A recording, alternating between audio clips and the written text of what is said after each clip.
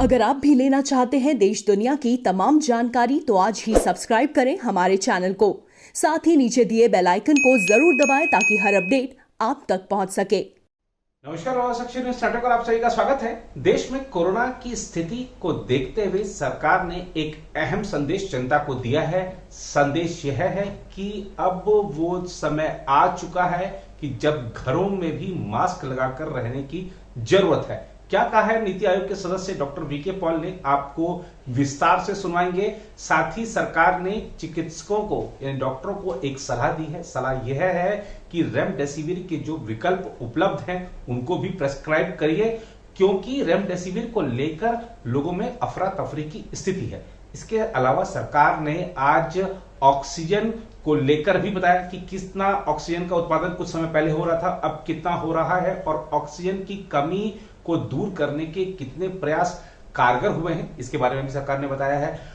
आज की इस रिपोर्ट में बात करेंगे सेना की भी। देखिए, जब जब देश पर कोई मुश्किल आती है तो आपने देखा जब कभी बाढ़ आ जाए, तूफान आ जाए तो भी सेना के हमारे जवान किस तरीके से राहत कार्यों में लग जाते हैं। सीमा पर सुरक्षा तो वो करते ही हैं, साथ ही आपदा के समय मानवता की सेवा का जो काम है सेना का, वो भी अनुकरणीय है। अब सीडीएस जनरल बिपिन रावत आज प्रधानमंत्री नरेंद्र मोदी से मिले और उन्हें कुछ महत्वपूर्ण निर्णयों की जानकारी दी। जैसे कि 2 साल पहले जो सेना से रिटायर हुए चिकित्सा कर्मी हैं उनको बोला गया है कि अपने आसपास में स्थित कोविड सेंटरों में जाकर आप वहां पर मदद करें, सहयोग करें। क्या है नया फैसला सीडीएस जनरल बिपिन रावत का, आपको विस्तार से बताएंगे। सबसे पहले बात करते हैं घर में मास्क लगाकर रहना क्यों है जरूरी, इसके बारे में। कोरोना वायरस की दूसरी लहर के कारण देश भर में बढ़ते संक्रमण के मामलों के बीच सरकार ने सोमवार को कहा कि अब ऐसा समय आ गया है कि लोगों को घर के भीतर भी मास्क पहनकर रहना चाहिए और मेहमानों को अपने घरों में आमंत्रित नहीं करना चाहिए। नीति आयोग के सदस्य डॉक्टर वीके पॉल ने संवाददाता सम्मेलन में कहा कि यदि घर में कोई संक्रमित व्यक्ति है तो उसे मास्क पहनना ही चाहिए ताकि घर के अन्य लोग उसके कारण संक्रमित न हो। उन्होंने कहा, बल्कि मैं तो यह कहूँगा कि अब समय आ गया है कि हम सामान्य तौर पर भी घर के भीतर मास्क पहनना शुरू करें। हम घर के बाहर मास्क लगाने के बारे में बात करते थे, लेकिन संक्रमण जिस तरह फैल रहा है उसे देखते हुए यदि हम घर के भीतर किसी के भी पास बैठे हैं तो भी हम मास्क पहनें। कि अगर घर में एक पॉजिटिव व्यक्ति है तो जैसे अभी दिखाया कि उसको बहुत ज़रूरी है कि वो मास्क पहने, क्योंकि वो फेंक रहा है वायरस बाकियों को। और बल्कि अब मैं कहना चाहूँगा कि सीधा टाइम आ गया है कि घर में हम वैसे ही अब मास्क पहनना शुरू करें। हम बाहर की बात करते थे, लेकिन संक्रमण जैसे है ज़्यादा है तो घर में भी बाई चांस किसी को आ गया है तो जहाँ तक हो के घर में भी जब हम किसी के साथ बैठे हैं तो मास्क लगाएं तो फ़ायदा है। लेकिन डेफिनेटली अगर कोई पॉजिटिव है उसको भी मास्क लगाना है, बाकियों को भी लगाना है, उसको दूसरे कमरों में रखना है। और अगर घर में ऐसी व्यवस्था की कमी है तो इतने आइसोलेशन केयर बेड्स बने हुए हैं, उनको हम कोरोना केयर सेंटर्स कहते हैं, या आइसोलेशन बेड्स हैं इसी तरह की मदद करने के लिए। बाहर ये जो क्वारंटाइन आइसोलेशन होती है घरों में नहीं होती थी, ये देश हमारे ने ही करके दिखाया और अच्छा फायदा हुआ। लेकिन जो ये जगह पड़ी हुई हैं हमारे पास उनका भी इस्तेमाल करिए, ये भी मेरी अपील होगी कि जहाँ भी ये सुविधा में मुश्किल है तो सिर्फ अस्पताल मत ढूंढिए कि जिसमें सब कुछ है, ये आईसीयू में सीधा जाना है। ये हमारी व्यवस्था में हिस्सा है जिसको हम कोरोना केयर सेंटर्स कहते हैं या सीसीसीज कहते हैं। वहाँ उन व्यवस्थाओं को भी जोड़िए और मैं विनती करूँगा राज्य सरकारों से कि ये वाला पार्ट है जहाँ की सिर्फ घर जैसी केयर है लेकिन मदद की जा रही है और वॉच किया जा रहा है, उसको भी अपनाया जाए और उसको भी बढ़ाया जाए। इसके साथ ही सरकार ने लोगों की आशंकाओं को दूर करने का प्रयास करते हुए कहा है कि अनावश्यक अफरा तफरी से लाभ की बजाय नुकसान हो रहा है। स्वास्थ्य और परिवार कल्याण मंत्रालय में संयुक्त सचिव लव अग्रवाल ने संवाददाता सम्मेलन में कहा कि कई लोग डर से अस्पतालों में भर्ती हो रहे हैं। उन्होंने जोर दिया कि डॉक्टरों की सलाह पर ही अस्पताल में भर्ती होना चाहिए। इसके साथ ही सरकार ने अस्पतालों से तर्कसंगत तरीके से ऑक्सीजन का इस्तेमाल करने को कहा है और मरीजों को रेमडेसिविर और टोसिलीजुमाब जैसी दवा भी तार्किक तरीके से लिखने पर जोर दिया है। उधर गृह मंत्रालय ने सोमवार को कहा कि देश में मेडिकल ऑक्सीजन का पर्याप्त भंडार है, लेकिन भारी मांग वाले क्षेत्रों में इनकी आपूर्ति करने का मुद्दा है जिसका समाधान करने का प्रयास किया जा रहा है। मंत्रालय के अतिरिक्त सचिव पीयूष गोयल ने यह भी कहा कि भारतीय वायुसेना के परिवहन विमान की मदद से ऑक्सीजन लाने वाले टैंकरों के गंतव्य स्थल तक पहुंचने के समय को 4-5 दिन से घटाकर 1-2 घंटे कर दिया गया है। उन्होंने संवाददाताओं से कहा, हमारे पास ऑक्सीजन का पर्याप्त भंडार है, मुद्दा ढुलाई का है जिसका समाधान करने का हम प्रयास कर रहे हैं। देश में ऑक्सीजन की बढ़ती मांग के बीच गोयल ने कहा, ऑक्सीजन को लेकर घबराने की जरूरत नहीं है क्योंकि हम उत्पादक राज्यों से भारी मांग वाले इलाकों में ऑक्सीजन की ढुलाई करने के मुद्दे को सुलझाने का प्रयास कर रहे हैं। उन्होंने बताया कि केंद्र सरकार जीपीएस के माध्यम से ऑक्सीजन लाने वाले टैंकरों को लाने ले जाने की स्थिति पर नजर बनाए हुए है तथा अस्पतालों को कम से कम समय में ऑक्सीजन उपलब्ध कराया जा रहा है। मेडिकल ऑक्सीजन का जो उत्पादन है वो काफ़ी ज़्यादा बढ़ा है और 24 अप्रैल को 9,103 मेट्रिक टन्स प्रोडक्शन हुआ है।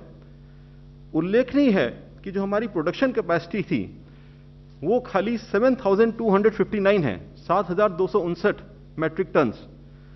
पर भारत सरकार तथा सभी राज्य सरकारों और यूटीज की सरकारों तथा हमारी इंडस्ट्री ने मिलकर इस राष्ट्रीय आपदा के समय में इस पे बहुत मेहनत करके इसको बढ़ाते बढ़ाते अपनी इंस्टॉल्ड कैपेसिटी से भी कहीं ज़्यादा पहले 8,000 पहुंचाया और परसों ये 9,103 मेट्रिक टन्स था। भारत सरकार विदेश से भी परचेज तथा हायरिंग बेसिस पे टैंकर्स ला रही है और स्टेट्स और यूनियन टेरिटरीज को कहा गया है कि आप सारे टैंकर्स मोबिलाइज करें, ऑक्सीजन के साथ साथ कन्वर्टेड नाइट्रोजन आर्गन्स टैंकर्स भी। और इसके लिए हमारा जो ministry of road transports and highways है वो उनकी निरंतर मदद कर रही है। मिनिस्ट्री ऑफ रोड ट्रांसपोर्ट्स ने सभी राज्यों और केंद्र शासित प्रदेशों के साथ विचार विमर्श करके एक real time tracking of tankers का सिस्टम डेवलप किया है जिसमें वो जीपीएस टैगिंग को यूज कर रहे हैं। अभी हमें एक समस्या ये आती थी कि जब टैंकर्स चलते थे तो ये पता नहीं चलता था कि वो कहाँ पे हैं और कब पहुंचेंगे।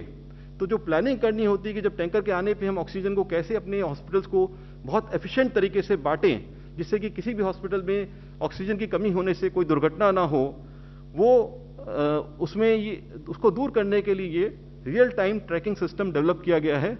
और जीपीएस ट्रैकिंग के द्वारा अब हम धीरे धीरे अपने सभी टैंकर्स के बारे में हमें मालूम चल जाता है कि साहब वो कब भर के निकला प्रोडक्शन साइट से और अभी रास्ते में कहाँ है और वो कब पहुंचने वाला है। दूसरी ओर देश में तेजी से बढ़ते कोविड-19 के मामलों के मद्देनजर पिछले 2 साल में सेवानिवृत्त या समय पूर्व सेवानिवृत्ति लेने वाले सशस्त्र बलों के सभी चिकित्सा कर्मियों को उनके संबंधित निवास स्थान के आसपास कोविड-19 केंद्रों में काम करने के लिए वापस बुलाया जा रहा है।